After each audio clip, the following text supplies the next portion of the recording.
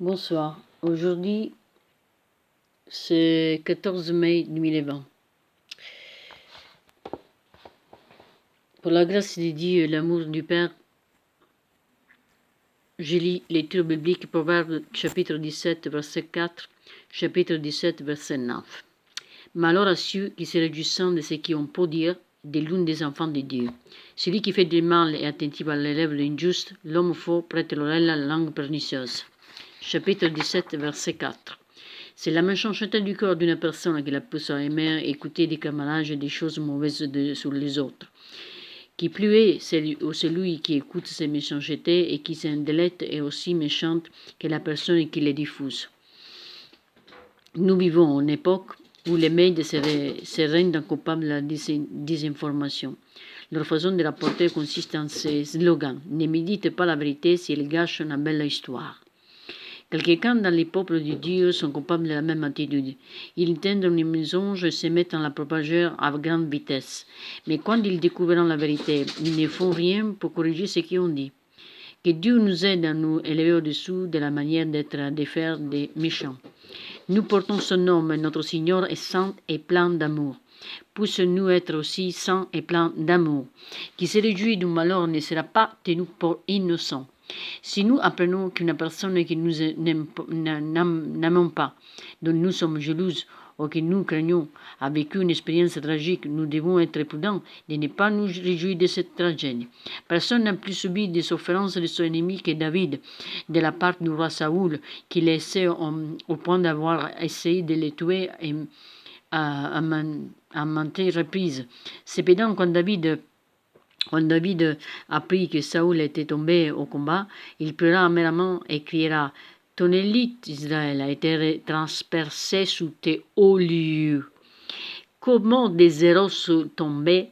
Ne l'annoncez pas d'Aga, ne portez pas la bonne nouvelle dans la rue d'Ascalon, des paroles que les filles des Philistins ne se réjouissant, des paroles que les filles des incirconcises résultant. » Chapitre 2 Samuel, chapitre 1, versets 19 et 20. Ils ne voulaient pas que l'ennemi du Seigneur, apprenant comme l'un de ses soldats était tombé, il ne voulait pas découvrir la honte de l'un des enfants de Dieu. Il n'est donc pas étonnant que David ait été appelé un homme selon le cœur de Dieu. Actes chapitre 13, verset 22. Dieu aime David parce qu'il pouvait pardonner à ceux qui lui faisaient du mal. Comprenez, celui qui couvre une faute recherche l'amour, et celui qui le rappelle dans ses paroles divise les amis. Proverbe chapitre 17, verset 9. Pour être aimé, une personne doit faire cette chose. L'amour n'est pas automatique. Les personnes qui veulent être aimées doivent aimer au point de découvrir les torts et les transgressions de l'autre. Ainsi, quand vous propagez une histoire contre quelqu'un, vous ôtez une couverture et une protection au-dessous de votre propre tête qui ne vous protège que lorsque vous aimez, et rapportant de la sorte vous vous exposez à les attaques de l'ennemi. Aussi longuement que vous couvrez la faute de votre frère avec amour et miséricorde, Dieu couvre le vôtre et vous vivez dans une boule d'amour qui vous garde sous une voûte de sécurité. Satan aimerait faire bien des choses pour que vous ayez l'aversion vers une certaine personne, au point que vous sentiez justifié en parlant contre elle. Mais vous devez veiller à ne jamais vous laisser prendre émotionnellement au point de vous rendre coupable d'exposer les Saoul de votre vie et qui ont tenté de vous détruire jusqu'au fil des gars et gâte des pauvres que l'ennemi ne se réjouisse. L'une des choses les plus cruelles qu'une personne peut se faire est de parler contre les gens de leur dos. Les personnes qui parlent en secret à quelqu'un contre l'un de ses amis, qui accumulent des arguments contre l'être aimé par cet ami, au point que cet ami finit par se méfier de son ami, et cette personne se rend coupable d'un grand péché. Partant, combien l'ont fait? C'est de l'inconscience.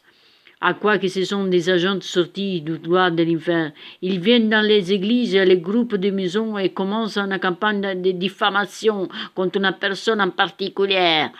Ils persévèrent jusqu'à ce qu'on le croit. Quand cela arrive, des merveilleuses longues relations sont détruites et aussi les cœurs sont brisés, profondément affligés.